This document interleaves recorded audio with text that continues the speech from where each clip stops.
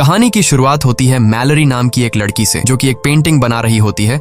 Malory pregnant है और कुछ ही दिन बाद उसका बच्चा पैदा होने वाला है। तभी उसकी बहन जेसिका आती है और मैलरी से कहती है कि तुमने टीवी पर न्यूज देखा है, न्यूज में कुछ अजीब सी खबरें दिखाई जा रही हैं। मैलरी जब न्यूज देखती है तो उसे पता चलता है कि रशिया में एक ऐसी बीमारी फैल गई है जिसमें इंसान अपने दिमाग पर कंट्रोल खो देता है और यह बीमारी उस इन्फेक्टेड इंसान को खुद की जान लेने पर मजबूर कर देती है। रिपोर्टर बताता है कि अब तक पूरी तरह से किसी को भी पता नहीं है कि यह एक बीमारी है या फिर कोई वायरस। बस अचानक किसी चीज को देखकर लोग अपने आप पे कंट्रोल खोकर बेरहमी से अपनी जान ले लेते हैं। न्यूज में बताया जाता है कि यह बीमारी लाखों लोगों में फैल गई है और अब यह बीमारी रशिया से दूसरी कंट्रीज में भी फैल रही है।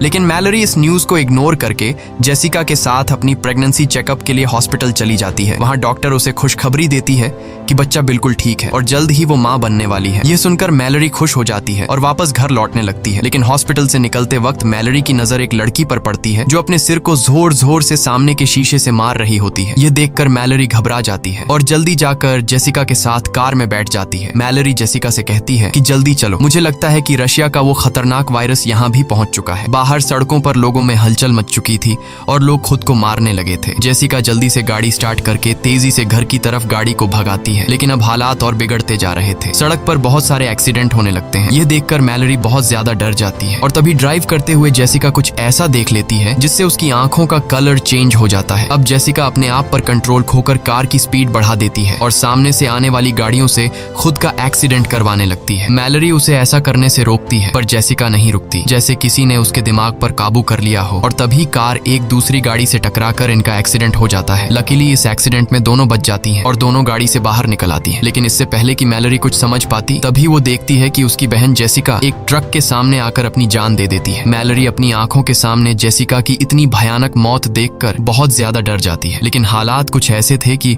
उसे अपनी बहन की डेड बॉडी के पास जाने का टाइम भी नहीं मिलता। वो देखती है कि चारों तरफ लोगों में भगदड़ मची हुई है और मैलरी भी उन्हीं लोगों में शामिल होकर आगे की तरफ दौड़ने लगती है। लेकिन पीछे से उसे कोई धक्का देकर नीचे गिरा देता है। तभी एक औरत उसकी मदद करने आती है, लेकिन इससे पहले कि वो मैलरी को उठा पाती, तभी उसे भी सामने कोई चीज दिखाई देती है और वो औरत भी जेसिका की तरह एक जलती हुई कार में बैठकर अपनी जान दे देती है। इसी बीच टॉम नाम का एक बंदा आता है। वो मैलरी को उठाकर पास के घर के अंदर ले आता है। इस घर में पहले से कुछ लोग मौजूद होते हैं और ये लोग भी अचानक से ये सब देखकर बहुत ज्यादा डरे हुए होते हैं। घर के अंदर मौजूद सभी लोग एक दूसरे से पूछते हैं कि आखिर क्या हो रहा है, पर किसी को कुछ पता नहीं होता। इसलिए ये लोग टीवी ऑन करते हैं। न्यूज में बताया जाता है कि बाहर कुछ ऐसी चीज मौजूद है जिसे देखते ही लोग पागल हो जाते हैं और खुद को मारने पर उतर आते हैं। रिपोर्टर बताता है कि यह वायरस पूरी दुनिया में फैल चुका है, इसलिए जो कोई भी इस वायरस से इन्फेक्टेड नहीं हुआ है उसे चाहिए कि वो अपने घर की सारी खिड़की दरवाजे बंद रखे और घर से बाहर निकलने की गलती बिल्कुल न करे। ये लोग जल्दी से घर की सभी खिड़कियां बंद कर देते हैं और साथ ही साथ खिड़कियों के शीशे भी पेपर से ढक देते हैं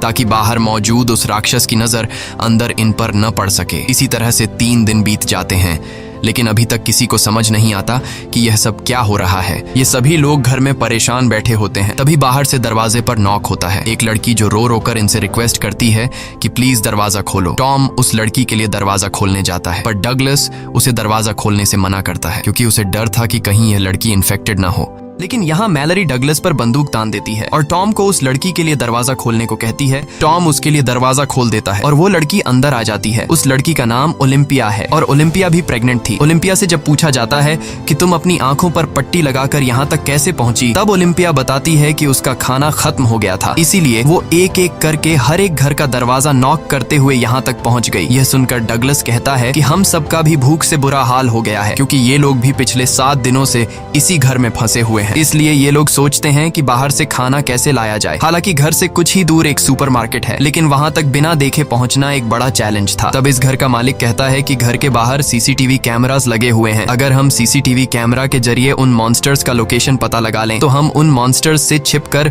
सुपरमार्केट तक पहुंच सकते हैं। और घर का मालिक कहता है कि मुझे नहीं लगता कि इस मॉन्स्टर को स्क्रीन पर भी देखने से इंसान इन्फेक्टेड हो सकता है, लेकिन बाकी सब इसे ऐसा करने से मना कर देते हैं। तब घर का मालिक कहता है कि अगर हमने यह कदम नहीं उठाया तो हम सब भूख से मर जाएंगे। ये सुनकर बाकी लोगों को भी उसकी बात सही लगती है। सब लोग इसे चेयर के साथ रस्सी से बांध लेते हैं ताकि अगर वो इन्फेक्टेड भी हो जाए तो यह खुद को न मार सके, क्योंकि उस मॉन्स्टर को जो भी देख लेता वह खुद को मारने पर उतर आता। इसके बाद बाकी लोग इसे यहीं पर छोड़कर दूसरे रूम में चले जाते हैं और यह बंदा स्क्रीन की तरफ देखने लगता है। कुछ देर बाद स्क्रीन पर हमें एक हवा का झोंका नजर आता है और हम देखते हैं कि उसके चेहरे के एक्सप्रेशंस बदलने लगते हैं। देखते ही देखते उसकी आंखों का कलर चेंज हो जाता है। कुछ देर बाद उस रूम से तेज चिल्लाने की आवाजें आने लगती हैं। यह सुनकर बाकी लोग भी उसके पास दौड़ कर आते हैं, लेकिन उनके पहुंचने से पहले ही घर का मालिक अपना सिर सामने के टेबल पर पटक कर खुद को मार देता है। यह सब देखकर वो लोग बहुत ज्यादा डर जाते हैं और उन्हें एक बात समझ आ जाती है कि इस मॉन्स्टर को चाहे स्क्रीन पर देख लो या फिर आंखों के सामने, ये आपको मारकर ही रहेगा। उसके बाद ये लोग मॉनिटर स्क्रीन को तोड़ देते हैं ताकि गलती से भी इन लोगों की नजर उस मॉन्स्टर पर न पड़ सके। इस तरह से एक दिन और गुजर जाता है और अब उनका भूख से बुरा हाल हो चुका था, इसलिए ये लोग सुपरमार्केट तक जाने का एक दूसरा प्लान बनाते हैं। टॉम कहता है कि हम जीपीएस का यूज करके कार के जरिए उस मार्केट तक पहुंचेंगे, जिसके बाद ये लोग कार के शीशे पेंट से ढक देते हैं ताकि ये लोग न ही बार का नजारा देख सकें और न ही बाहर से कोई उन्हें अंदर देख सके। जिसके बाद 5 लोग जीपीएस की मदद से गाड़ी लेकर बाहर निकलते हैं और धीरे धीरे बिना आगे की सड़क नजर आए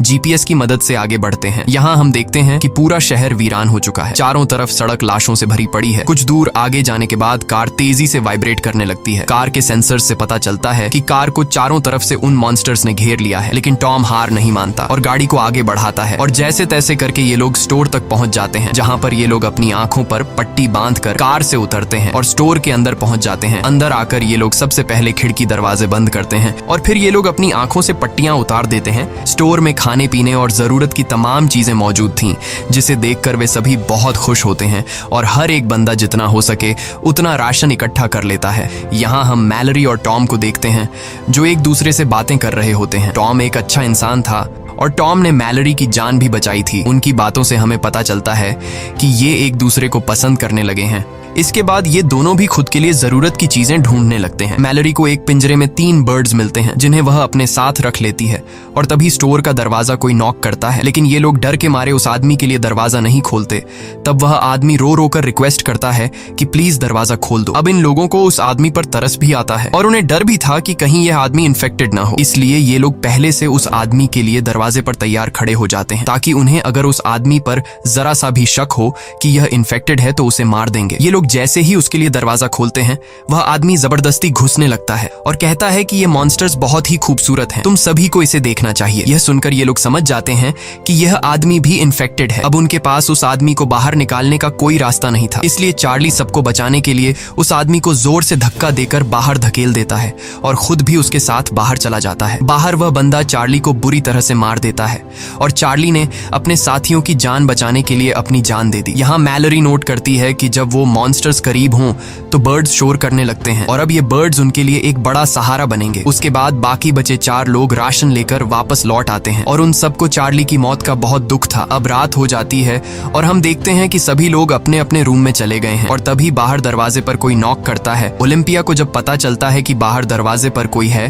तो वो बिना सोचे समझे उस आदमी को घर के अंदर ले आती है, लेकिन तभी मैलरी उसे देख लेती है और उसे गन से शूट करने की धमकी देती है। यहाँ पर घर के बाकी लोग भी कमरों से बाहर निकल आते हैं और एक अनजान आदमी को देखकर ये लोग डर जाते हैं और ओलिम्पिया पर चिल्लाने लगते हैं कि तुमने इस आदमी को अंदर क्यों लाया। ओलिम्पिया कहती है कि मैं अकेले बाहर रह चुकी हूँ, मुझे पता है कि अकेले बाहर रहना कितना मुश्किल है, इसीलिए मुझे इस आदमी पर तरस आकर मैंने उसे अंदर लाया। और यहाँ ये आदमी जिसका नाम गैरी है वह बताता है कि प्लीज मुझे घर से बाहर मत निकालो। वो कहता है कि मेरे घर में कुछ साइको लोग घुस आए थे जिन्होंने मेरे दोस्तों की आंखें जबरदस्ती खोल दी और उन्हें उस शैतान को दिखा दिया जिसे देखते ही मेरे सारे दोस्तों ने सुसाइड कर लिया, पर मैं किसी तरह बचकर भागते भागते यहाँ तक पहुँच गया। यहाँ हमें पता चलता है कि जो कोई भी उस शैतान को देख लेता है तो वो शैतान उस इंसान को कुछ ऐसा दिखाता है जिससे वो बहुत ज्यादा डर जाता है, यानी यह शैतान उस इंसान को उसकी जिंदगी का सबसे बड़ा दुख या फिर नुकसान दिखाता है। ये दुख इतना गहरा होता है कि वो सह नहीं पाता और अचानक बहुत ही ज्यादा डिप्रेशन में जाकर वो इंसान खुद को मार देता है। यहाँ गैरी कुछ और बातें भी बताता है। वो कहता है कि उन साइको लोगों की आंखों पर पट्टी नहीं थी बल्कि वो उस शैतान को देखकर खुश हो रहे थे। गैरी की यह बातें सुनकर हमें पता चलता है कि वो शैतान उस इंसान को नहीं मार पाता जो अपनी जिंदगी में पहले से बहुत ज्यादा दुखी होता है, क्योंकि वो पहले से ही अंदर से टूटा हुआ होता है। इसलिए वो इंसान जो पहले से अपनी जिंदगी डिप्रेशन में गुजार रहा हो उस पर शैतान की इस चाल इस्तेमाल का ज्यादा असर नहीं होता, बल्कि शैतान उसे अपना गुलाम बना लेता है ताकि इंसान के रूप में रहते हुए ये लोग और इंसानों का शिकार कर सकें। अब क्या गैरी भी उस शैतान का एक पपेट है या फिर इन्हीं की तरह एक आम इंसान, ये तो हमें आगे पता चलेगा। यहाँ सब लोग गैरी को घर में रहने की इजाजत दे देते हैं, लेकिन डगलस को गैरी पर बिल्कुल भरोसा नहीं होता और वो गुस्से में गन लेकर उसे बाहर निकलने की धमकी देता है। पर तभी पीछे से शर्ला आकर डगलस को सर पर किसी चीज से मारकर बेहोश कर देती है और सब मिलकर डगलस को दूसरे कमरे में बंद कर देते हैं और गैरी सबका शुक्रिया अदा करता है। उसके बाद अगले दिन अचानक मैलरी और ओलिम्पिया दोनों को एक साथ लेबर पेन्स शुरू हो जाते हैं। टॉम और शर्ला उनकी मदद करते हुए दोनों को ऊपर के कमरे में ले जाते हैं, लेकिन गैरी नीचे ही रहता है और उसकी हरकतें भी कुछ अजीब सी होने लगती हैं। वो शैतान की ढेर सारी तस्वीरें निकालकर टेबल पर रख देता है और उसकी आंखें देखकर हमें पता चलता है कि गैरी भी शैतान के कंट्रोल में है। इसी बीच मैलरी और ओलिम्पिया अपने बच्चों को जन्म देती हैं। ओलिम्पिया को एक बेटी होती है और मैलरी को एक बेटा। लेकिन नीचे पिंजरे में बंद पंछी शोर करने लगते हैं, जिसे गैरी तंग होकर पिंजरे को उठाकर फ्रिज में बंद कर देता है और खिड़कियों पर लगे पेपर्स को उतार देता है। तभी डगलस उसकी हरकतें देखकर समझ जाता है कि वो भी शैतान का एक पपेट है, जो शैतान को देखकर मरते नहीं बल्कि शैतान के कहने पर दूसरों की जान लेते हैं। डगलस चिल्लाकर बोलता है कि मैंने कहा था कि इस बंदे को घर से निकाल दो। डगलस की आवाज सुनकर टॉम नीचे आता है, लेकिन तभी गैरी पीछे से आकर टॉम के सिर पर वार करके उसे बेहोश कर देता है। इसके बाद गैरी डगलस से भी छुटकारा पाने के लिए उसकी तरफ बढ़ता है, लेकिन तभी उसके कानों में बच्चों की आवाजें आती हैं। इसलिए वो डगलस को छोड़कर ऊपर ओलिम्पिया और मैलरी के कमरे में जाता है, जहां वो खिड़कियों पर लगे सभी पेपर्स को हटा देता है और जैसे ही ओलिम्पिया बाहर देखती है वो शैतान के वश में आ जाती है। अब मैलरी को समझ आ जाता है कि ओलिम्पिया अब किसी तरह से खुद को मार कर ही रहेगी, इसलिए वो ओलिम्पिया से उसकी बेटी छीन लेती है और तभी ओलिम्पिया खिड़की से कूदकर अपनी जान दे देती है। उसके बाद गैरी शर्ला को पकड़कर जबरदस्ती उसकी आंखें खोल देता है और वो भी इन्फेक्टेड होकर खुद को खत्म कर लेती है। अब गैरी मैलरी की तरफ बढ़ता है, पर उसने चादर से अपने साथ दोनों बच्चों को छिपा रखा होता है, इसलिए अभी तक वो ठीक रहती है। पर गैरी उसे चादर छीनकर बाहर देखने के लिए उकसाने लगता है, लेकिन तभी वहां डगलस बंदूक लेकर पहुंचता है और अपनी आंखें बंद करके गैरी को शूट करने की कोशिश करता है। पर गैरी को पता होता है कि डगलस को नजर नहीं आ रहा, इसलिए वो मौके का फायदा उठाते हुए दौड़कर डगलस को अपने साथ ऊपर के फ्लोर से नीचे ग्राउंड फ्लोर पर गिरा देता है। गैरी डगलस को सीजर से मार देता है, ये कहते हुए कि तुम उस शैतान की खूबसूरती को नहीं देख पाओगे। इसी बीच टॉम को होश आता है और किसी तरह शॉट गन उठाकर गैरी को मारकर खत्म कर देता है। उसके बाद टॉम ऊपर जाकर मैलरी और बच्चों को शांत करता है। अब सिर्फ टॉम, मैलरी और 2 बच्चे जिंदा बचे थे। इसके बाद 5 साल के बाद का सीन दिखाया जाता है, जहां मैलरी और टॉम अब रिलेशनशिप में हैं और बच्चे भी बड़े हो चुके हैं, लेकिन खतरा अभी तक टला नहीं। बाहर अभी भी शैतान के कंट्रोल में लोग घूम रहे थे और वो नॉर्मल इंसानों को पकड़कर मार डालते थे। ये लोग पिछले 5 सालों से इसी तरह से चुपचाप जिंदगी गुजार रहे हैं। मैलरी ने बच्चों को इस मुश्किल स्थिति में सरवाइव करने के सभी तरीके सिखा दिए थे। यहाँ आप लोगों को भी पता चल चुका होगा कि जो लड़का है वो मैलरी का अपना बेटा है, लेकिन ये लड़की मैलरी की बेटी नहीं, बल्कि ये लड़की ओलिम्पिया की बेटी है, जो मरने से पहले ओलिम्पिया ने मैलरी के हवाले कर दी थी। एक दिन रेडियो से आवाज आती है जिसमें रिक नाम का एक आदमी बताता है कि हम जहाँ पर हैं ये जगह पूरी तरह से सेफ है। यहाँ पर हमारी एक कॉलोनी है, इस कॉलोनी में खाने पीने और जरूरत की तमाम फैसिलिटीज मौजूद हैं। वो आदमी बताता है कि अगर तुम लोग यहाँ आना चाहते हो तो नदी के बहाव के साथ आओ। जब नदी का बहाव सबसे तेज होगा तो वहीं पास के जंगल के बीच हमारी कॉलोनी मिल जाएगी। वहाँ बहुत सारे बर्ड्स हैं जिनकी आवाज सुनकर तुम हमें ढूंढ सकते हो, और हाँ, नदी के बहाव के साथ यहाँ आने में तुम्हें 2 दिन लगेंगे। टॉम उस आदमी पर भरोसा करके वहाँ जाना चाहता था, पर मैलरी वहाँ जाने से मना करती है। वो कहती है शायद ऐसा भी हो सकता है कि वो इंसान इन्फेक्टेड हो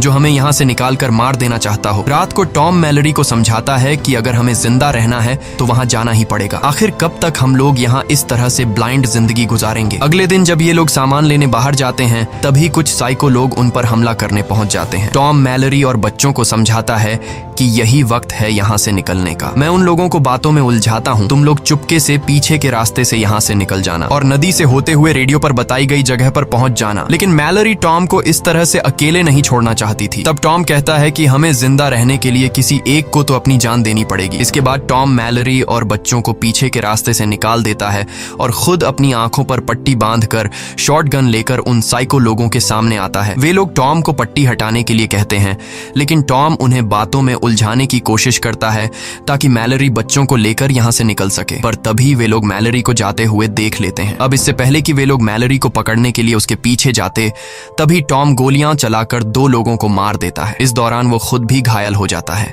और अब बिना देखे बाकियों को खत्म करना उसके लिए मुश्किल हो रहा था, इसलिए वो अपनी आंखों से पट्टी हटा देता है और वहां पर मौजूद 2 और लोगों को भी मार देता है। अब सिर्फ एक ही साइको इंसान बचता है और जब टॉम उस आखिरी बचे हुए साइको इंसान को मारने जाता है, तभी वो शैतान भी वहां पर पहुंच जाता है और वो शैतान टॉम को अपने वश में करने लगता है। लेकिन पूरी तरह से वश में आने से पहले टॉम उस आखिरी बचे आदमी को भी मार देता है और फिर उसी गन से खुद भी अपनी जान ले लेता है। वहीं मैलरी गोली की आवाज सुनकर समझ जाती है कि टॉम अब मर चुका है। वो बहुत ज्यादा रोती है क्योंकि इस मुश्किल वक्त में टॉम ही उसका सहारा था। जिसके बाद वो रेडियो पर बताए हुए ठिकाने पर जाने की तैयारी करने लगती है। वो बच्चों को समझाती है कि यह सफर बहुत मुश्किल होगा, लेकिन हमें जिंदा रहने के लिए वहां पर जाना ही होगा। और एक बात ध्यान से सुनो, चाहे जो भी हो जाए, तुम दोनों को अपनी आंखों से पट्टी नहीं उतारनी है, वरना तुम दोनों मारे जाओगे। इसके बाद मैलरी खुद के और अपने बच्चों की आंखों पर पट्टी बांधकर नदी की तरफ निकल पड़ती है और रस्सी का सहारा लेते हुए नदी तक पहुंच जाती है, जहां ये लोग एक बोट में बैठकर नदी के बहाव के साथ आगे बढ़ने लगते हैं। मैलरी अपने साथ पिंजरे में बंद उन बर्ड्स को भी रखती है। कुछ घंटों के सफर के बाद मैलरी रेडियो के जरिए उस कॉलोनी में रहने वाले लोगों से कांटेक्ट करती है जहां वो जा रही है। लेकिन तभी पिंजरे में बंद परिंदे शोर करने लगते हैं और उसी वक्त एक डरावनी आवाज मैलरी को बार बार पुकारने लगती है, पर वो सब कुछ इग्नोर करके आगे बढ़ना जारी रखती है। कुछ ही दूर जाने के बाद वो आवाज उसके और करीब होने लगती है। अब हम देखते हैं कि एक आदमी मैलरी के काफी करीब आकर उससे कहता है कि तुम अपनी आंखों से पट्टी निकाल दो, तुम यहाँ पर सेफ हो और मेरे पास खाना भी है। लेकिन मैलरी बच्चों को चादर से छिपाकर गन से चारों तरफ शूट करने लगती है, जिससे वो आदमी समझ जाता है कि मैलरी अपनी आंखों से पट्टी नहीं हटाएगी। इसलिए वो आदमी बोट के पास आकर मैलरी पर हमला कर देता है और जबरदस्ती मैलरी की आंखों से पट्टी हटाने की कोशिश करता है। और यह आदमी भी गैरी की तरह मैलरी से कहता है कि तुम्हें अपनी आंखों से पट्टी हटाकर उस शैतान को देखना चाहिए, वो बहुत ज्यादा खूबसूरत है। लेकिन मैलरी खुद को बचाने के लिए एक हथियार से उस पर हमला कर देती है और उसे मारकर वहां से बच निकलती है। इस तरह से सफर करते हुए मैलरी और बच्चों को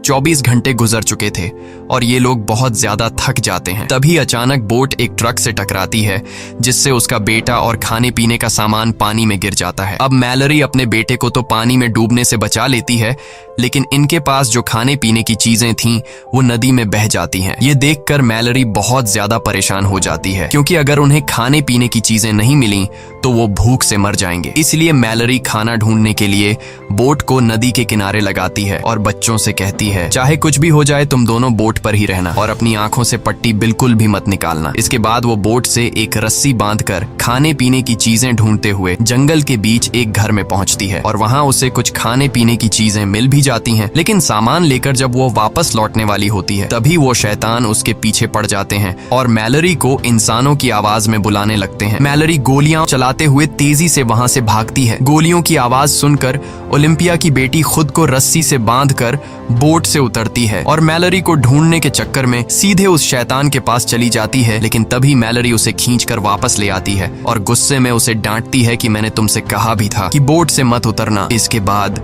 ये तीनों फिर से अपना सफर जारी रखते हैं और अब मैलरी और बच्चे 42 घंटे से लगातार सफर पर हैं। मैलरी बच्चों को समझाती है कि अब नदी में एक ढलान आने वाला है, जिससे पानी का बहाव बहुत तेज हो जाएगा, इसलिए बोट को मजबूती से पकड़ कर रखना। थोड़ी ही दूर आगे जाने के बाद नदी का बहाव तेज होने लगता है। ये लोग मजबूती से बोट को कसकर पकड़ लेते हैं, लेकिन यह रास्ता बहुत ही ज्यादा खतरनाक था। तभी अचानक उनकी बोट पलट जाती है और तीनों पानी में गिर जाते हैं और ये तीनों पानी में बहते रहते हैं। अब मैलरी अपने बेटे को तो पानी में पकड़ लेती है, लेकिन ओलिम्पिया की बेटी को जमीन मिल जाती है और वो मैलरी को पुकारने लगती है। लड़की की आवाज सुनकर मैलरी उसे भी ढूंढ लेती है। इस तरह से उन्होंने अपने सफर का सबसे मुश्किल रास्ता तय कर लिया था और अब उनकी मंजिल काफी करीब थी। ये लोग जंगल में आगे बढ़ते हैं और तभी उन्हें परिंदों की आवाज भी सुनाई देती है, जिस तरह से उन्हें रेडियो में कहा गया था। ये लोग परिंदों की आवाज का पीछा करते हुए उसी डायरेक्शन में जाते हैं, लेकिन तभी वो शैतान भी वहां पहुंच जाता है और उनका पीछा करने लगता है। वो शैतान उन्हें अपनी आंखों से पट्टी हटाने के लिए बहकाने की कोशिश करता है, लेकिन मैलरी बच्चों से कहती है कि आवाज पर ध्यान मत दो और आगे बढ़ते रहो। आगे बढ़ते दौरान अचानक मैलरी नीचे गड्ढे में गिर जाती है और बेहोश हो जाती है। बच्चे भी सभी परेशान हो जाते हैं कि मैलरी कहाँ गई। वे लोग मैलरी को यहाँ वहाँ ढूंढने लगते हैं और मौके का फायदा उठाते हुए वो शैतान मैलरी की आवाज में बच्चों से पट्टी उतारने को कहता है। ना समझ बच्चे शैतान को मैलरी समझकर अपनी आंखों से पट्टी उतारने लगते हैं, पर तभी सही समय पर मैलरी होश में आ जाती है और जोर से चिल्लाकर बच्चों को पट्टी उतारने से रोक लेती है और उनकी आवाज को फॉलो करते हुए बच्चों के पास आ जाती है। इसके बाद मैलरी उन्हें लेकर बर्ड्स की आवाज सुनते हुए भागना शुरू करती है, क्योंकि इस बीच वो शैतान बिल्कुल उनके पीछे पड़ा हुआ था और हर एक संभव कोशिश करके इन लोगों को कॉलोनी में एंटर होने से रोकने की कोशिश कर रहा था। पर ये लोग शैतान को इग्नोर करके फाइनली उस जगह तक पहुंच जाते हैं और मैलरी जल्दी दरवाजा खोलने के लिए इन लोगों से रिक्वेस्ट करती है। वो लोग उन्हें अंदर ले आते हैं और सबसे पहले उनकी आंखें चेक करके कंफर्म किया जाता है कि वह इन्फेक्टेड हैं या नहीं। जब उन्हें पता चलता है कि ये तीनों इन्फेक्टेड नहीं हैं, तो वो लोग उन तीनों को कॉलोनी के अंदर ले आते हैं। मैलरी अपनी पट्टी हटाकर देखती है कि ये एक ब्लाइंड स्कूल है जहां ज्यादातर लोग देख नहीं सकते और इसलिए वो शैतान उनका कुछ नहीं बिगाड़ सकता। यहाँ मैलरी की मुलाकात रिक नाम के एक बंदे से होती है। ये असल में वही बंदा है जिसने रेडियो के जरिए मैलरी और टॉम को इस जगह का लोकेशन दिया था। यहाँ बहुत सारे बर्ड्स भी पाले जाते हैं ताकि खतरे की वार्निंग उन्हें मिलती रहे। मैलरी भी पिंजरे में बंद उन परिंदों को आजाद कर देती है। इसी के साथ ये कहानी खत्म हो जाती है। अगर आपको वीडियो अच्छी लगी हो तो हमारे चैनल को सब्सक्राइब और वीडियो को लाइक जरूर कीजिएगा और अगर आपको इस मूवी का सेकंड पार्ट देखना है तो कमेंट में पार्ट 2 लिखें।